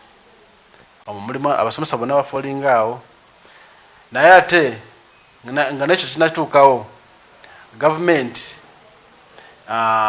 mu primary sector amasomero gonna gakyalina shortage y'abasomesa aga government wawesanga nti omusomesa omu asomesa abaana 35 ratio eri 1:35. Kyekirowooza nti omusomesa omu oyo asobola okuhandolinga abaana abo bonna. Singa gavumenti ekitunulamu netwongerako abasomesa alise maybe omwana n'abeera 1:15 ng'omusomesa omu asobola okukwata abaana 15 ndowooza nti standard yaffe ejja kuimprovinga wano ebusoga oba mu Uganda yonna. Naate ekyabasomesa okubeera nti shortage teri nti amasomero ga government gali mu shortage y'abasomesa I think it's country wide kuba ne Karamoja gye kiri naye ekyo tusobola kyaleginga nti gye kivaako ku performing obubi kuba ne Kampala ne Wakisa ba performing obulungi ndoza those challenges gye ziri eza shortage of teachers. Naye tugezezaako okukola ekyo kyetaagisa ffe nga management ya municipality abasomesa baffe tubaletire buli requirement yetaagisa okumakinga omwana okusoma obulungi. Era wenjogera wano amasomero gaffe gonna aga municipality aga government getulinako obuyinza tugezezaako ogawa buli kyetaagisa mu budde ne mu butuufu bwakyo abaana baffe basobola ebyo ebyetaagisa mwe muli emisaala gy'abasomesa bagifuna mu budde. Emisaala gy'abasomesa bagifuna mu budde. Ffe wano nga municipality nga tezinawera 25 abasomesa bonna bamaze okufuna omusaala. Ate ekisinza okunsanyusa oba ekisinga okunkola obulungi nti town clerk yatunuulira nti abasomesa ndowooza ba muwendo nnyo nga tasasula muntu yenna omukozi wa government municipality asobola kusasula abasomesa ate okusingira ddala ba primary. So nibagenda ogenda ku mirimu gyabwe alisiti nga balinako essanyu. Waliwo abasomesa abalinamu ku challenges nti balwawo okufuna omusaala naye tekiva wano nga ku municipality kiva ku central government. Musaze magezi kinga mu abakulembeze kiva ku central government lwakuba bakyusa system yabasulako emisaala. So abasomesa abamu jukira buli lwobeerako ne doti mu linnya lyo oba enkyukakyuka mu biwandiiko byo oba ojja kufuna obukaluubirivu buli bava ku system eno okudda kweri nekiwali watereza luli ate baba bakikola ki baba kifollowinga. So waliwo abalina obuzibu obwo nti oba bakyusamu ku mannya gaabwe ba national ID esoma kirala n'amanya ngasoma birala ebiwandiiko abo abasomesa abali mu kategori eyo bebaluddewo okufuna emisaala gino emyezi 3. mubayambye mutya okulaba nga ebyo byonna bitereera? Anti balina okweyamba bebalina okuleeta information entuufu HR asobola ogisindikayo e Kampala basobola okukola ki basobola okuaccessinga omusaala gwabwe. Bantuukira nempita ne HR nambulira ensonga ezo kinavaako nendoka nzitegeera nti mu mannya gaabwe ne national ID tezikola ki tezisoma kyekimu naye babisubmittinga ndowooza omwezi guno ogwa December emisaala gyabwe gyonna gyakola ki ejja kubanga gituuka mu budde nga bannaabo abalala bonna bagenda okufuna. Ebizibu byonna ebiri mu byenjigiriza olowooza bivaawa? Ebizibu wano ffe nga municipality y'e Bugiri tetulina bizibu nga bwe nkugambye nti abasomesa bafuna omusaala gwabwe requirements zetagisa abasomesa basomese bazifuna. Njogera ku requirements njogera ku sente ziva mu government amasomero galina okukozesebwa galina okukozesa kuba fenga tamu egenda okugula bweti nga sente zaabwe bakola ki bazibawa basobola okuraninga tamu yonna nga sente ki nga bazirina. Kankuwa example kati nga tamu ya January ya first term ya next year sente zaabwe zajja weziri wano naye tusobola zibawa mu kaseera kano lwakuba tuzibawa mu kaseera kano ziyinza ogendera mu za Christmas kyova olaba twagamba nti sente ziba zizze katulinde mu January nga bagenda okuggulawo otugenda okusindikira ki sente ezo basobola oteekateeka amasomero nga balina akasente kebakola ki batandikirako kati bakulaba. Yes. Era bakitegedde kyenjogera anti sente siza kutwala waka kulya. Sente zikola ku baana baffe. Kusoma kwa baana baffe. Okusoma kwa baana. Yes. Era kyova ngambye nti baana ba January wanaatuuka bwati nga tusuubira nti wabula wiki emu okuggulawo nga sente kola ki tuzibawa. Ngava ku nsonga y'ebyenjigiriza waliwo list zetulaba ezibeerako abasomesa nga naye bo bavaamu dda sina basomesa amanya ag'empewo. Amanya ag'empewo ago ndowooza gaali gabeerayo naye nze wano okuva lwe najja mu ofiisi eno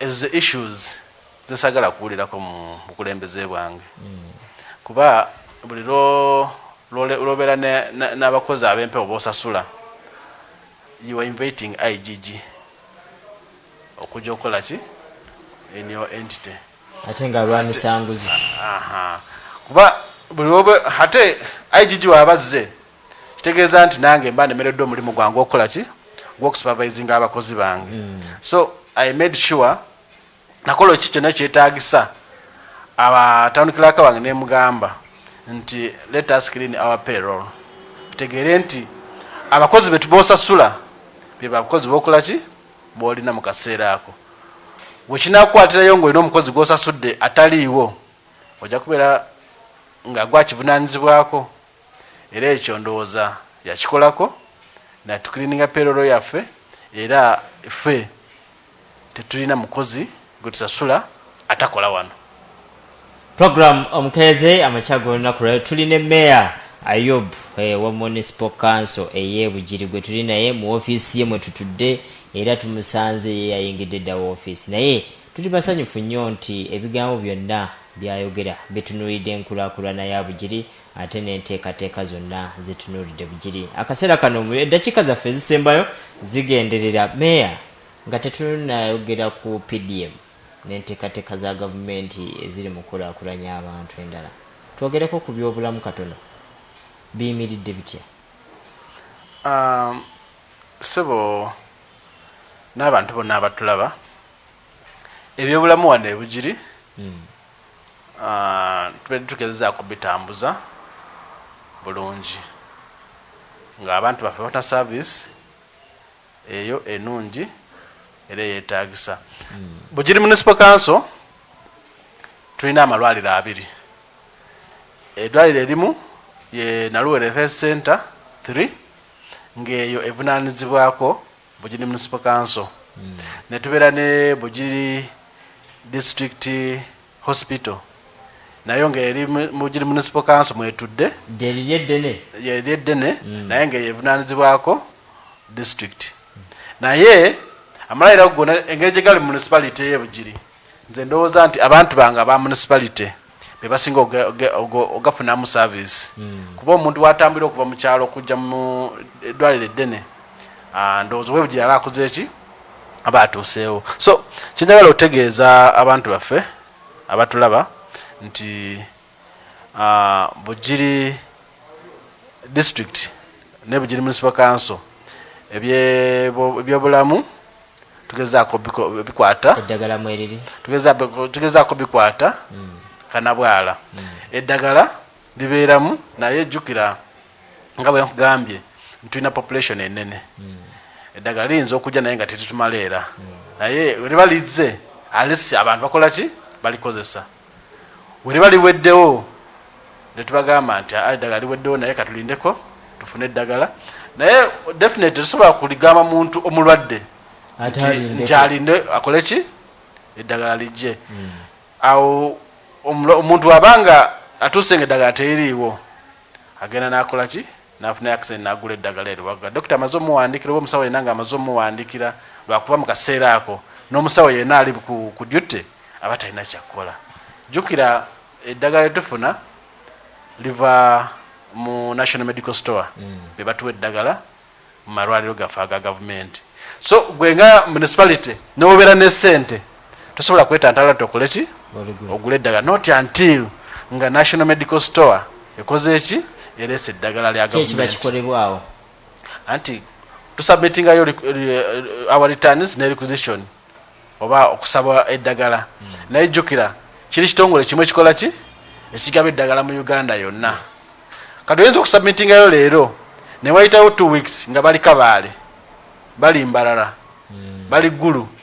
ne batwala okukola ki otuba eddagala mu budde naye nga kyekisobola okugamba ku ekyo nti bagezezzaako nabo abasawo bo bamala abasawo we bali oba mwetaaga ennamba yeeyongereko abasawo we bali naye jjukira nti buli namba lwebeera nnyingi n'omuntu afuna service ekola ki emala kuba ojja kubeera n'abasawo 10 obeere n'abalwadde 5 kitegeeza nti buli mulwadde ajja kuba ali covered abataano bajja kukola ku makya emisana abataano bakola olweggulo kitegeeza nti buli mulwadde ajja kuba ali ki nga bamusobola omukwatako so naye nga abasawo abaliwo mu kaseera kano tulina abasawo abamala mu malwaliro gaffe gonna erya municipality n'erya district challenge ebaddewo kweyeyo nti eddagala ebiseera ebimu lirwawo okukola ki lirwawo okujja naye nga nelikola ki nerijja abantu bafuna service ate njagala okubiriza abantu bonna nti service gye tufuna main hospital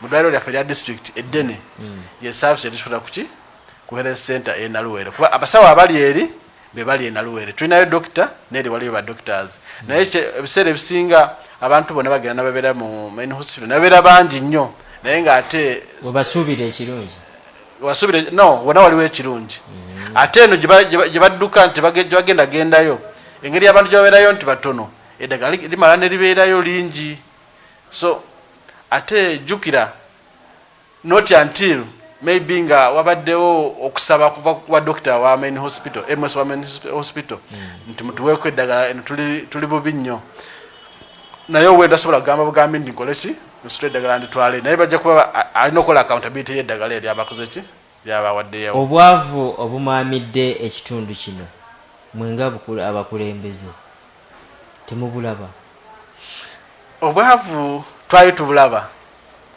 naye obukulembeze bwa President Yoweri Museveni Kaguta chairperson wa NRM era president wa Uganda oliva mu NRM nako kankakubuuze sebo ndi mukulembeze nga nkulembera mu NRM detaye eryo taye no nayo kiyinza okwekuusaawo kwekyo naye nga bukulembeze bulungi obukulembera bwa President Museveni agezezaako okulwanyisa obwavu kuba programu zingi ezizze nga bawa abantu sente abantu baffe sente basobola okwejja mu bwavu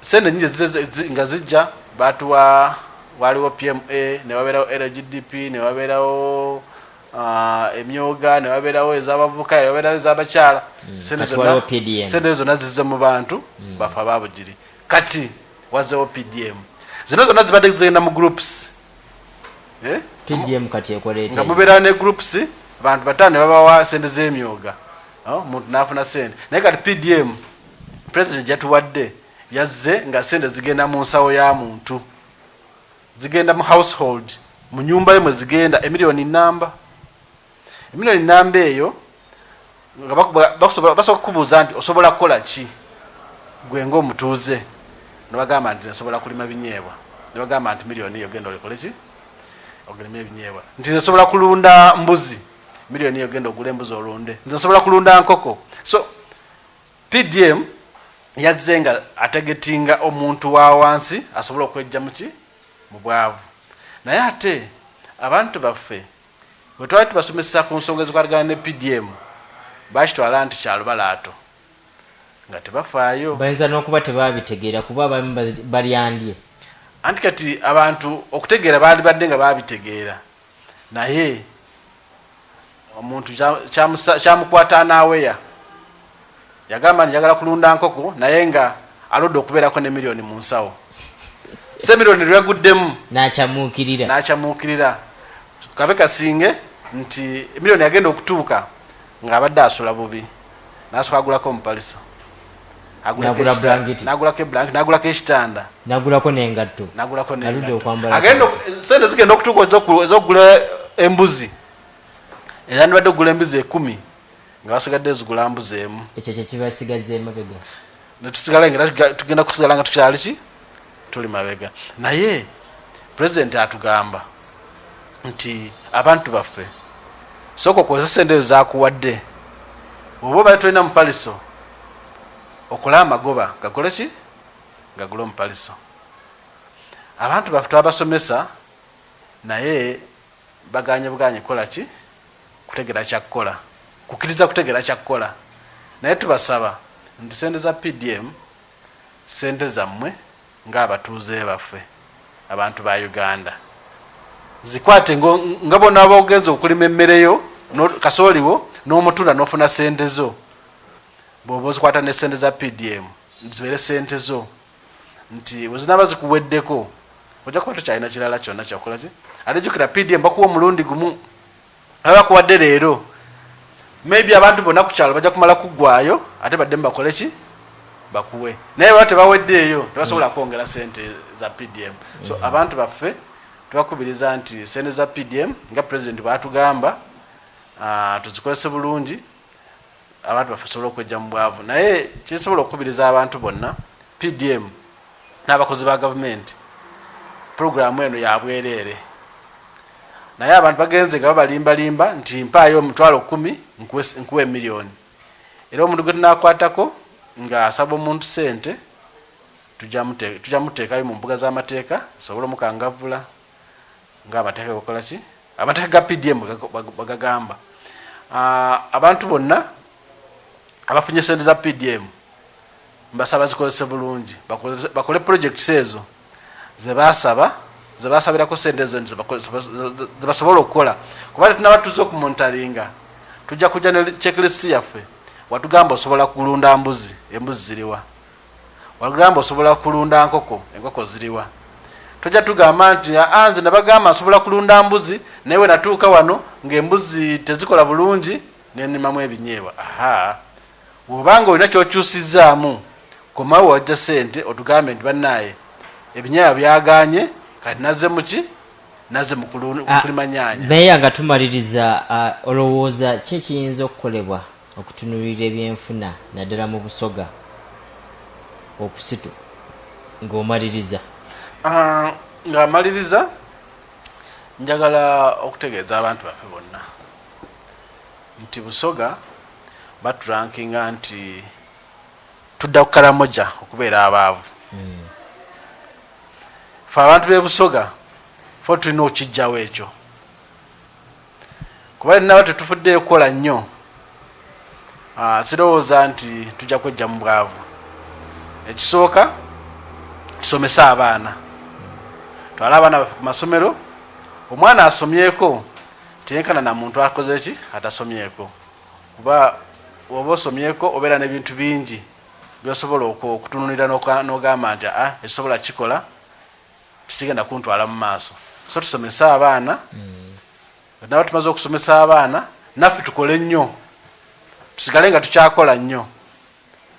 Buli kyofunyeyo mu kukolako savinga, tuyige okusavinga, kuba onoba tosavinze kitegeeza nti ojja kuba tolina kyokola ki kyosobola kutandikirako. Tweyanzize nnyo Meeya, tweyanzeege, webale kukkiriza tuwakadde ate era webale kukkiriza kubeera naffe ku makya g'olunaku olwaleero. Basiibula osobola babuuzaako. nenda okusiibula okulamusaako abantu baife bonamwena aba Bugiri Municipal Council okusingira irala badanga benkulana bawona emirimu honorable councillors abamekinze okuba kino kyendi okuba nanti town yaife efaanana ku nga bweri mbatumire mwena nga mukulibwa speaker waimwe owa Municipal Council natumira kunabakozi ba municipal bona n'abantu bange bona aba Bugiri Municipal Council nga kyerabire omukyala wange n'abantu bange bemanabo waka balamwisa mbende ino olwaleero lino ndibakunga muwulire ntujja kuba ni n'abasalamu TV kumasikitakuwa ndikubasaba nje tube twena tusobola okwega batulete package je batuletere mu Bugiri Municipal Council chiche batuletere bo n'abachina mu bukugu tuje tubeewo tusobola okwega n'ensonga y'okubiri tulina omukolo gw'abavuka ku Indocha Primary School gwe kutandika saawa 4 abavuka mwena ndikubakunga nti tuje tubeewo omugeni omukulu ne Right Honorable Justin Kasule Lumumba Minister wa General Duties mu Office of the Prime Minister ali kujja kubaawo nife tuje tubeewo tumukobere ku ebizibu byaife tuwaye kunaye ng'abantu ba Bugiri Municipal Council era ng'abavuka neyanziza mwebale Salam TV tubende ino era mwebale kwida for good and my country. Amina. Meya tusaba obeeyo ku masjid takuwa. Akaseera kano kenyini sigenda kusukawo wano okujjako kutegeeza nti akaseera konna dakiika ntono nnyo tugenda kuba tuyingira mu Salaam Community Baraza omwo tugenda kuyiga ebyenfuna tugenda kuyiga engeri gy'osasulamu emisolo aba URA tugenda kubeera nabo ate ne bamaseeka abalala bagenda kubaawo okulaba nga batusomesa biki bye tulina okutambulira ku bulamu buno ate era naawe okulaakulane naye ng'okulaakulana mwoyo ate wamu ne mu nsawo bingi nnyo. Salam TV bwetu bwekola mbadde ne meeya wa Municipal Council ey'Ekira ate era ey'Ebugiri neyanziza nnyo meeya neyanzeege meeya Ayub mbadde naye omusajja wa NRM tokyerabira era angambye weyabadde tutandika eno yangambye nti emirimu gitambula kasoobo naye ndowooza byonna obifunye bulungi nnyo gwabadde yeetegereza era abadde agoberera. Erinnya Umaru Kikaye mukirize nsooke mbazzeeyo katono ewa Kram ate we tunaabeera nga tutuuse mu Salaam Community Baraza tujja kuba nga tutandikira awo. Mwebale nnyo mwebalire ddala.